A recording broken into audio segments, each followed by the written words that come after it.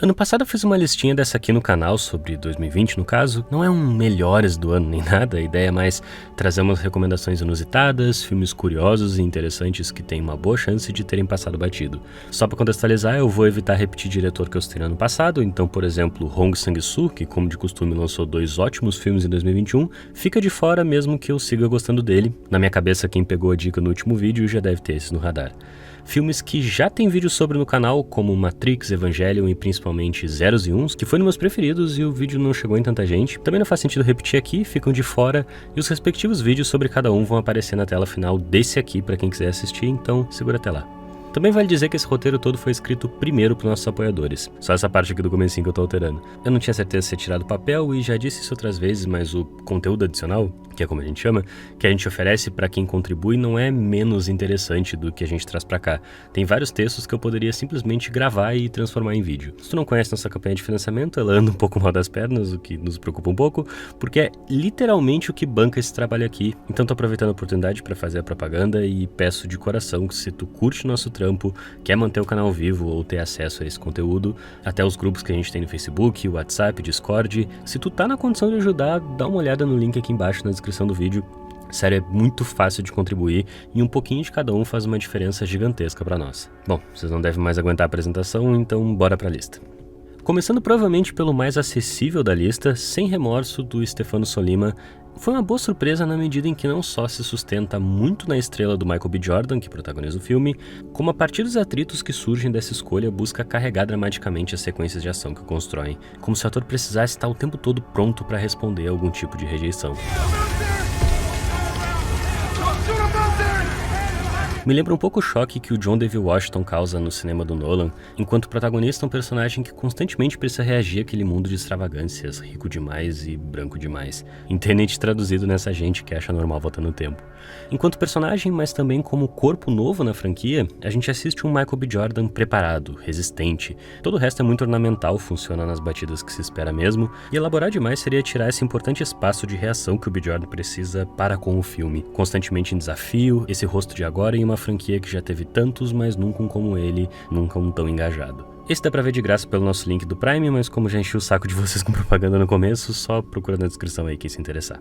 Belly é uma releitura em anime de A Bela e a Fera pelas mãos do Mamoru Hosoda, diretor de Crianças Lobo e A Garota que Conquistou o Tempo, que vê no espaço virtual onde imagina a trama tanto um lugar de tensões quanto de possibilidades. Isso dá muita energia ao filme porque ao mesmo tempo que todo tipo de excesso e informação explode na tela de um jeito quase atordoante, tudo é muito cheio de vida, cada avatar seu próprio micro-universo e o show ali performado com a paixão de quem acredita no potencial dessas representações. Tem um ótimo olhar sobre as relações mesmo fora dessa virtualização, então é mais uma questão de calibrar uma artificialidade que maquia menos do que revela. Filmes sobre internet não costumam ser tão calorosos, mas esse é menos sobre seus efeitos do que sobre sentimentos que só precisavam de uma ponte para chegar no outro, essa distância do espaço público e encontrar esse outro da maneira com que ele se vê. Zhang Yimou é um dos, se não o maior diretor da quinta geração do cinema chinês, que agora com seus quase 40 anos de carreira faz esse Cliff Walkers, um filme de ação e espionagem sobre um grupo de agentes comunistas que suspeitam ter um espião entre eles.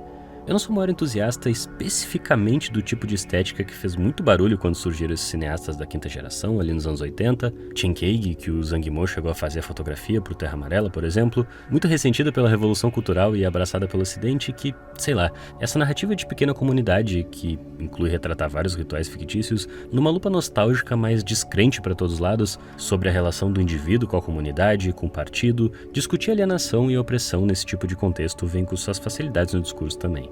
Um favorito meu menos comentado do Zhang Yimou é Keep Cool, que força essa plasticidade para a ordem do dia, filme exageradamente moderno e inquieto. Cliff Walkers funciona ainda mais para mim porque dentro do cinema de gênero as imagens do Zhang Yimou são ainda mais diretas, imaginativas, mais funcionais, a serviço do que a ficção precisa para acontecer e menos essa ficção como retrato ou qualquer coisa do tipo. Acho uma aplicação bem mais empolgante das capacidades do diretor. Entre as várias coisas que eu assisti na 24ª Mostra de Cinema de Tiradentes, que foi online e gratuita no ano passado, eu não sei se é sempre assim, me marcou muito O Ostinato, da Paula Gaetan, que basicamente segue os encontros da diretora com o músico Arrigo Barnabé, algumas de suas apresentações e longas conversas sobre arte e o lugar dela. Acho que Encontro define especialmente bem porque a potência do filme está muito no olhar que compartilham. É o filme de um tanto quanto é retrato do outro. O interesse da Gaetan é menos projetar suas convicções do que encontrar uma imagem que capture aquele universo do Barnabé, que no sentido contrário não só fala como escuta. Escuta muito. Cinema tem dessas onde, com a disposição certa e o tempo para isso, é ligar a câmera que o filme acontece. Ostinato tem uma cena, pelo menos uma cena que justifica todo esse exercício de observação. Uma poesia começa a ser lida à medida que o artista se perde nos próprios pensamentos, a partir da fala da diretora, o que cabe muito bem porque enquanto não conseguiam evitar certa objetividade, o filme nos leva para um lugar mais subjetivo. Então volta, mas aí as palavras já não parecem mais dar conta, e em vez de falar... Mas continua falando.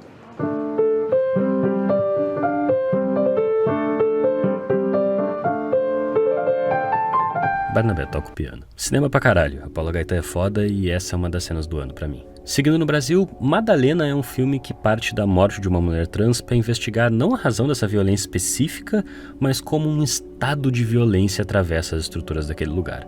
São 3 histórias que se relacionam com o evento de alguma forma, mas sempre um pouco tangencialmente, como se a memória daquele corpo, uma presença quase fantasmagórica, revelasse a insegurança com que o poder e a tecnologia invadem aquele espaço, mas parecem não tomar nota da complexidade das relações que existem ali.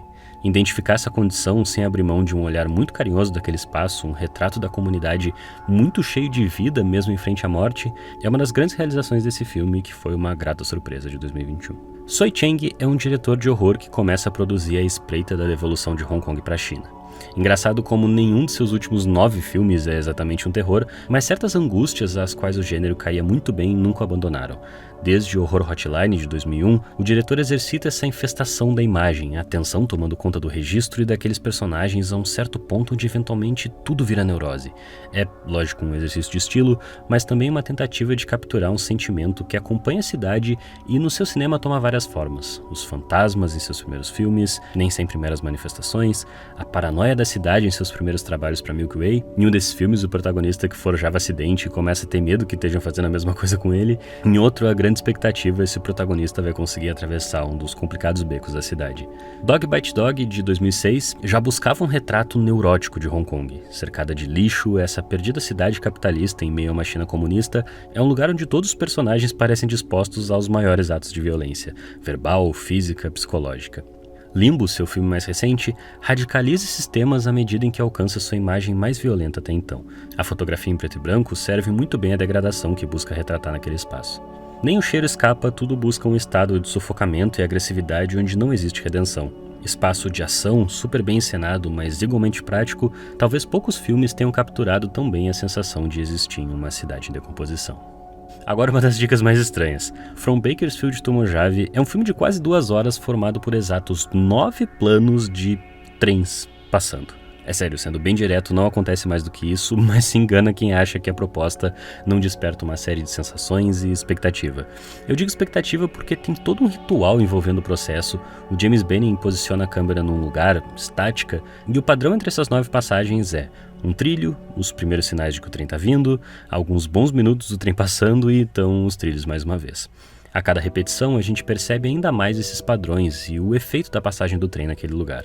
A gente escuta o som muito antes dele aparecer, a terra treme, aguarda apreensiva, reage àquele objeto estranho e inabalável, que afinal é tão gigantesco e altera tanto a logística daquele espaço que dá pra tirar muita coisa dessa observação.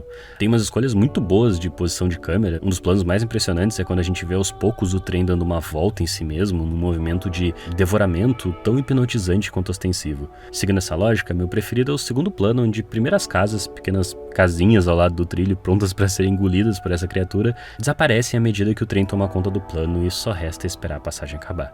Faz muito sentido porque Lenin, lá atrás, ao observar a partilha de mundo pelas grandes potências monopolistas, já via nas ferrovias o resultado e o indicador mais evidente do desenvolvimento do comércio mundial e da civilização burguesa. Esse empreendimento que parece simples, natural, democrático, cultural, civilizador, na verdade está diretamente ligado à propriedade privada dos meios de produção, convertendo essas construções em instrumento de opressão colonial civilizatória. Estranhamente, um filme de ação ou de terror impressiona o quão interessante pode ser assistir trem passando. E se Limbo que eu falei agora há pouco é sobre o desaparecimento da cidade, Raging Fire seria o encontro de seus fantasmas com a indústria chinesa. Voz de um tipo de produção que já não existe da mesma maneira, Benitia podia até não ser um dos nomes mais lembrados de Hong Kong, até o melhor filme dele é bastante associado ao Johnny Tu, por exemplo, mas ele com certeza também tomou para si a responsabilidade de carregar certa tradição convulsionada. Em termos suficientes, Raging Fire é um filme chinês, mas o tanto de inquietação que o Benitia traz para esse status coloca o filme num lugar bem curioso que talvez a gente só possa assistir agora durante a passagem da colônia de volta para a China. A cor vai apontar para a indústria chinesa, a eficiência da polícia vai apontar para a indústria chinesa, Hong Kong, ao contrário, tinha todo um universo de filmes sobre a incompetência das instituições, mas o caos que vai se espalhando à medida que o filme explora mais a figura central do antagonista, impregna tudo e ajuda a ação explosiva desse filme ser um espetáculo à parte, é muito difícil escapar do turbilhão.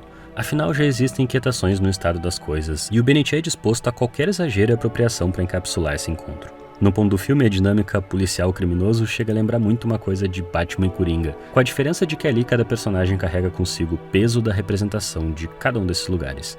O literal encontro do cinema da China com o de Hong Kong, Raging Fire é descontrolado o suficiente para ver alguma boa dose de energia nisso.